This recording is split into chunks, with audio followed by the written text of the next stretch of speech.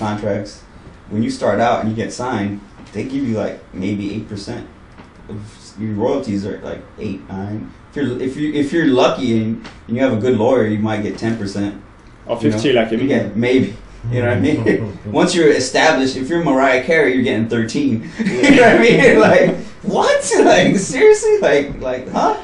You know? And what are they doing with that other? It's not like they're taking that other 85% and like reinvesting it in you. They're spending it on a bunch of other garbage. Limousine to buy. Yeah, exactly. It's like, what the hell? This is a bunch of garbage, you know? But they're doing you a favor, you know? Of course. Because they're making you a star. So, you know.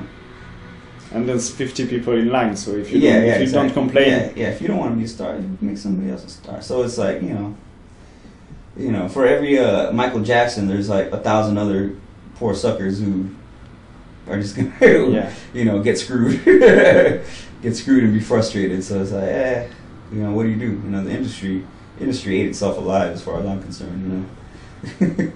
Screwed itself, and when MP3 came along, they just kind of closed their eyes and were like, make it go away. Make it go away. They're making money. Yeah, make it go. You're cutting us out. Wait a minute. Doesn't that sound familiar? Yeah. So it's like, it's crazy, man. You know, it's like the duality of everything, you know? Yeah. For every good thing, there's like exact opposite happen. Or for every bad thing, there's good, you know? So it's yin and yang, man. Yeah, yin and yang, you know? It's like, it's frustrating, but at the same time, I'm kind of like, oh well, I'm not that upset about it, you know. Yeah. I read like different music news websites every few days, and it's just constantly everybody's just kind of like still putting their hands in there. We don't know what to do about MP3. We don't know what to do about digital. We don't know what to do. We don't know what to do. Yeah, we have to focus on the music. Yeah, everybody's. I mean, this is the music industry, you know, news pages that I check out every once in a while. I'm just like, this has nothing to do with music. This is business. This is business right here. This is money. You want to know about it. This is business right here that they're talking about, and they're frustrated, man. They're still frustrated because every year it's like 10% less, 10% less. MP3 is not growing at the same rate that their business is dying, you know. So it's they're screwed, you know. And for me, it's like, all right, whatever, you know. Too bad, because when I was young, you know, I've been doing music since I was like maybe 14 or 15. Between, you know, I used to not count it, but now that I've got more experience, now I count it. I'm like, yeah, you know, making duplicates of a little cassette mix that I made at 16 and give it to my friends. That's business. You're doing music business. You've started. You know what I mean? That's it. Basically, yeah, you're right. You've started. You know what I mean? You started at the ground level on your own. So, you know, I count it now. So I'm like, all right, I've been doing this for like 20 years now. And I remember paying attention back then and trying to learn about the real business. And every time I would just be like shocked, you know, like, wow, they do that? Like, seriously? That's how this works? Like, yeah, it's cutthroat. The artist is like the last on the food chain. Yeah. Yeah. And Sony still stole the Jaguar. I mean, they don't have clean hands. It's always been like that, you know. I mean, you really have to be the most exceptional, highest tier, like best in the world at whatever it is you do in order to even get somewhat of a fair, in a negotiation. And it's like demand for you has to be really high. You gotta. I mean, you know what I mean? Like it's ridiculous. So you know, it just kind of undercuts the whole notion of being creative for the sake of being creative. You know, of learning music for the sake of learning music. You know, it's a complete, like he says, the kids he's trying to teach. They're kind of like, huh? You don't do hip hop, because it's not just about hip hop as a music. It's about everything that goes along with it. You know what I mean? They see the bling bling. They see the Jay-Z. I live in New York. You know what I mean? Like they want all that. You know what I mean? They want the product. You know what I mean? You want to be like Jay-Z, or you want to have what Jay-Z has. Yeah, and if it's anything short of that, it's just like, huh? Yeah. I'm like, what? What's the point? Yeah. What's the point? What's the point? I'm gonna go work a job, you know. And it's like, okay, that's fine, you know. Like you read it, it's like that's it. They just don't care. There's no in between. I have kids in my neighborhood who'd rather be like Jay-Z than to be like Obama, or to be like, I want to be a lawyer. I got more kids who want to be rap stars than they want to be something. You know, they think that people rather be entertained than educated. So right.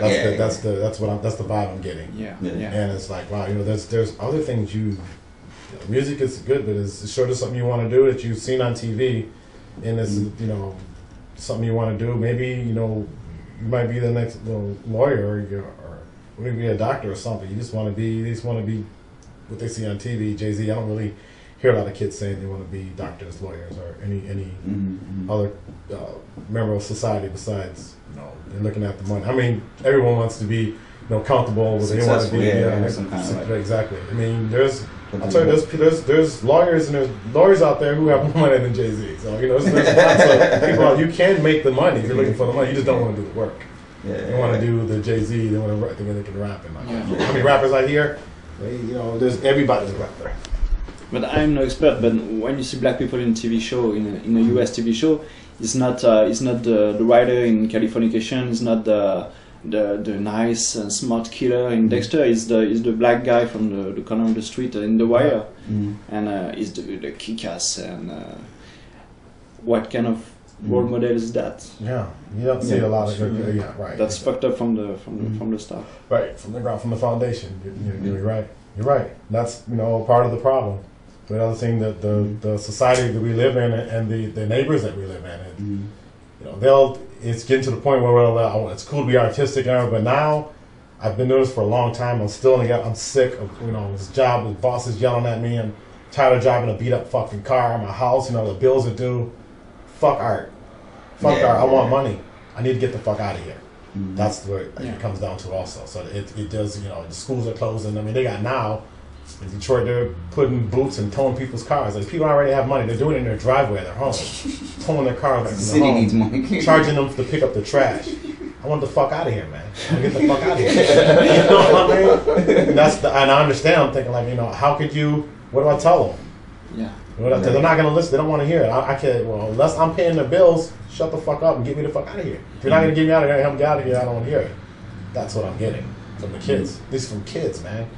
Yeah, the mom is not paying on their, they're looking at the mom or dad. Some of them are a lot of single parents. I was a single parent, so it's really hard for them to get out, with the kid, and they don't want their kid to grow up like this, and it's just really hard for them, really hard. I heard they closed 70 schools last year in Detroit. Yeah. Exactly. And it's just how are we going to educate them? How are we going to stop them? How are we going to stop this process? Okay. It's making it a lot worse. Detroit has its good side and it has its bad side. That's what we're dealing with there. Yeah. Pretty sure it's like that in a lot of ghettos throughout the United States. Detroit, we got it bad there. Yeah, Detroit's just an extreme case. Yeah, very extreme. It's an extreme case. It's the most extreme case in probably in America, outside of maybe a few cities in Ohio or something. Right. You know what I mean? There was a recent movie, Cleveland versus Wall Street. They made a fake trial against Wall Street with all the people from Cleveland, with houses closed and the subprimes and all this shit. Oh yeah. Yeah, that's what I'm saying. People are out of touch, man. Yeah. These people are out of touch. They've gotten such to the point where they all they care about is the short term. Like I was saying earlier, it's just about. Don't talk to me about 5 years from now. Talk to me about 6 months from now. Yeah, they want to see quick results. Yeah. What's the profit going to be in first quarter of 2011? Right. Beyond that, I give two shits. Right. 5 years from now, I might lose my fucking house. I want to see results. They want to see them now. They've been, took it on the ride for a long time. Long time. Okay. Yeah.